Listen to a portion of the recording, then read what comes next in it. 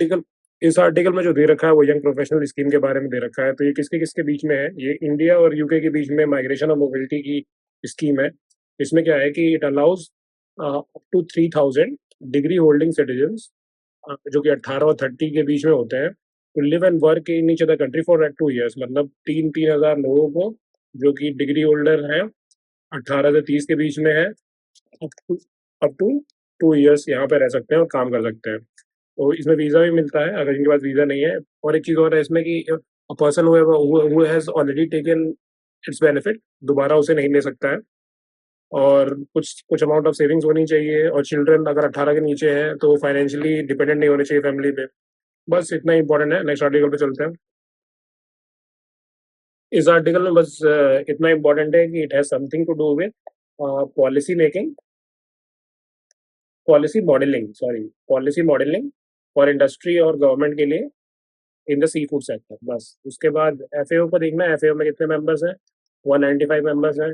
ये specialised agency है किसकी? यूएन की।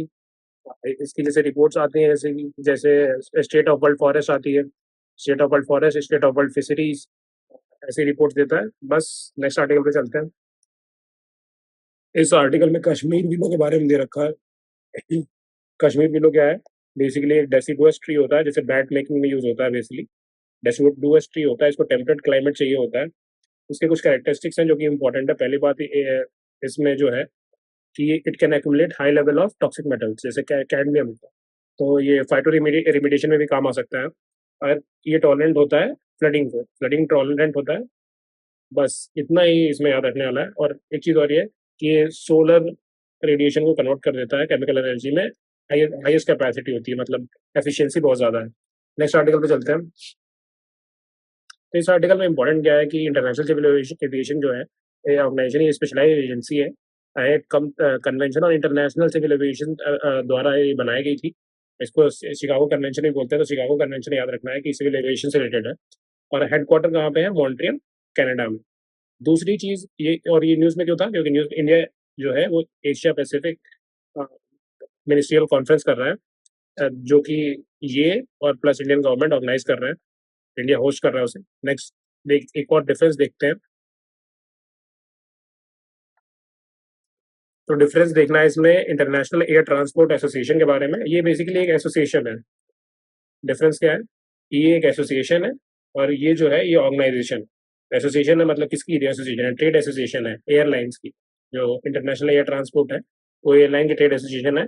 और ये क्या करता है कि बैगेज के रूल्स हो गए, फेयर की पॉलिसीज हो गई, ये सब सेट करता है। और जबकि आई सी ए ओ जो है ऑर्गेनाइजेशन है, ये सेट करता है standard for air space boundaries हो गई, क्रॉस बॉर्डर प्रोसीजर हो गए, इसके लिए मेंबर स्टेट्स के लिए। तो ये स्टेट्स के लिए करता है। जो आई सी ए ओ है ये स्टेट्स के लिए करता है। और ये क्या करता है? और जो आई ए टी ए है ये एयरलाइंस के लिए करता है। और नेक्स्ट आर्टिकल पे चलते हैं। इस आर्टिकल में काम की बात क्या है कि जो टिर जेपा टाइड और सेमा ग्लूटाइड जो है, ये क्या है? ये बेसिकली वेट लॉस ड्रग है, जिसको इंडिया ऑलमोस्ट ग्रीन सिग्नल दे चुका है। और ये वेट लॉस ड्रग्स हैं। और एक चीज़ और इससे रिलेटेड टर्म है, वो ग्लूकेजन लाइक पेप्टाइड है। ये बेसिकली क्या होता है? गट में प्रेजेंट होता है और it gives a sense of fullness दे देता है, जिससे लोग कम खाना खाते हैं, वेट लॉस में हेल्प करता है। और इतना याद रखना है, ग्लूकागन लाइक पेप्टाइड और सीमा ग्लूटाइड और टिरजेपाटाइड। टाइड टाइड में दे रखा है, तो ये बेसिकली पेप्टाइड ही होता है। ये पॉलीपेप्टाइड है। पॉलीपेप्टाइड मतलब चेन ऑफ प्रोटीन है। बस इतना याद रखिए।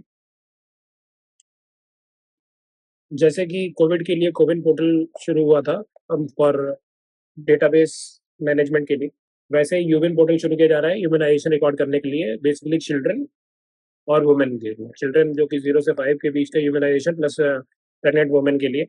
और ये हर जगह हो रहा है एक्सेप्ट वेस्ट बंगाल में। और बस इतना ही इंपॉर्टेंट है। नेक्स्ट आर्टिकल पे चलते हैं। एक स्पीशीज मेंशन्ड है, येलो लेग बटन क्वेल। बस ये याद रखना है कि ये बर्ड होती है। क्वेल जो होता है वो बर्ड होती है। बाकी इसमें कुछ याद नहीं रखना है, क्योंकि एग्जाम तक ऑलरेडी इतनी स्पीशीज हो जाती हैं, कुछ याद नहीं रहता है। बस इतना याद रखें कि ये रन करना पसंद करती है जब डेंजर फेस करती है, रादर देन फ्लाई। बस इतना ही। बस ये याद रखिए कि बटन क्वेल जो है एक बर्ड स्पीशीज है। ऐसे भी क्वेश्चन आ जाते हैं। अब इस आर्टिकल में जो दिया हुआ है, विशालगढ़ फोर्ट दे रखा है। अब जैसे प्रीलिम्स में क्या होता है, प्रीलिम्स तक ऑलरेडी बहुत ढेर सारे फोर्ट्स हो जाएंगे, ऐसे तो याद नहीं रहता है। तो और इनका काम क्या होता है, जो पॉइंटर्स वगैरह बनाते हैं, कि ये पूरा भर-भर के इन्फॉर्मेशन दे देते हैं। वेदर काम की हो या ना हो, बट ताकि अगर क्वेश्चन आ भी जाए तो उन्हें दिखाने के लिए हो जाए कि यहाँ से हमारा क्वेश्चन आया था। तो हमें क्या करना है, हमें बस सब कुछ नैरो डाउन कर लेना है, कि बस इतना याद रखना है, विशालगढ़ फोर्ट जो है, वो मराठा से रिलेटेड है। शिवाजी ने भी इसको कैप्चर किया था, ये काम की बात है। आदिल शाही से कैप्चर किया था।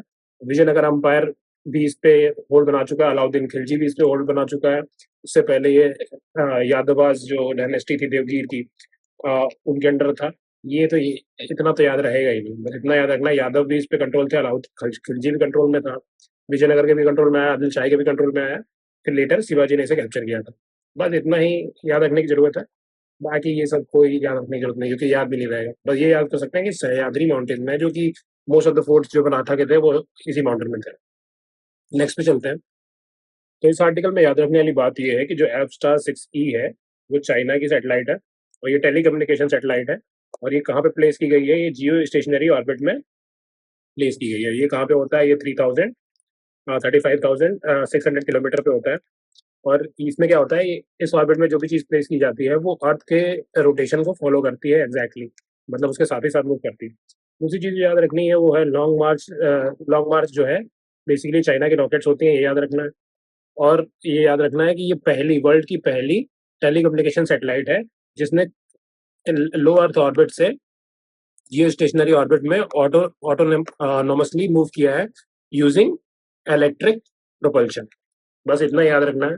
और एक चीज और है इसमें कि ये KU बैंड और का बैंड दोनों दोनों यूज करती है। बस नेक्स्ट चलते हैं। इस आर्टिकल को इंक्लूड करने का मतलब इतना ही है, बतवान सिर्फ ये बताने के लिए कि ये सिर्फ बकवास आर्टिकल है। ऐसे आर्टिकल बिल्कुल नहीं पढ़े जाते हैं, क्योंकि ये रोज रोज होता रहता है कुछ ना कुछ, और ऐसे प्रीलिम्स में कभी नहीं आता है। That's it for today. Thank you.